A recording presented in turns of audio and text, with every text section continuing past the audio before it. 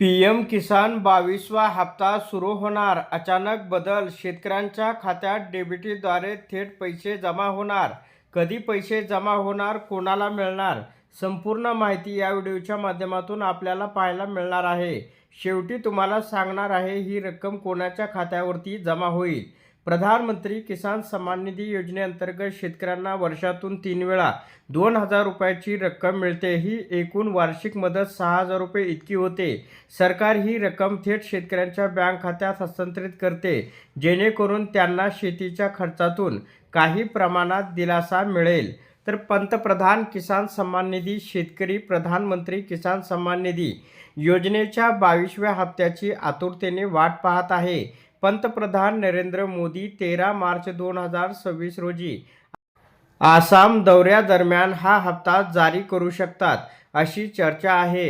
या हप्त्याअंतर्गत पात्र शेतकऱ्यांच्या खात्यात 2,000 रुपये हस्तांतरित केले जातील.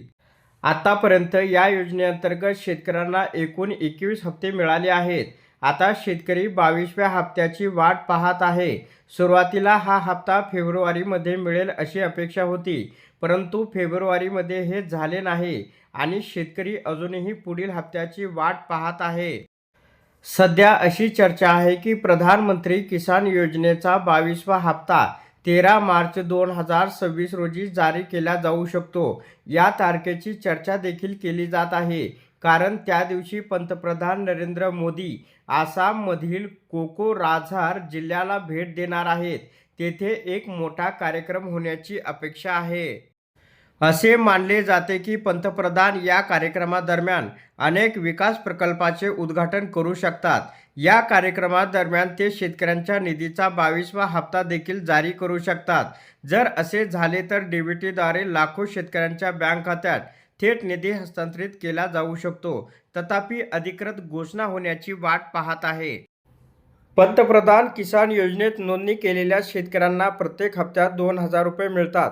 त्यामुळे जर 22वा हप्ता जारी झाला तर त्याच्या बँक खात्यात फक्त 2,000 रुपये हस्तांतरित केले जातील. योजनेच्या नियमानुसार ही रक्कम दरवर्षी 3 हप्त्यामध्ये शेतकऱ्यांना वितरित केली जाते.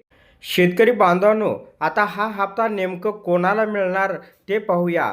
जर तुम्ही पीएम किसान योजनेचे सदस्य असाल तर तुम्हालाही या हप्त्याचा लाभ घेता येईल. तथापि काही आवश्यक प्रक्रिया पूर्ण कराव्या लागतील. शेतकऱ्यांनी त्यांचे ई-केवायसी आणि जमीन पडताळणी पूर्ण करणे आवश्यक आहे. शिवाय त्यांचे आधार कार्ड त्यांच्या बँक खात्याशी जोडणे देखील आवश्यक आहे. या प्रक्रिया पूर्ण केल्यानंतर शेतकऱ्याला योजनेच्या हप्त्याचा लाभ मिळू शकेल.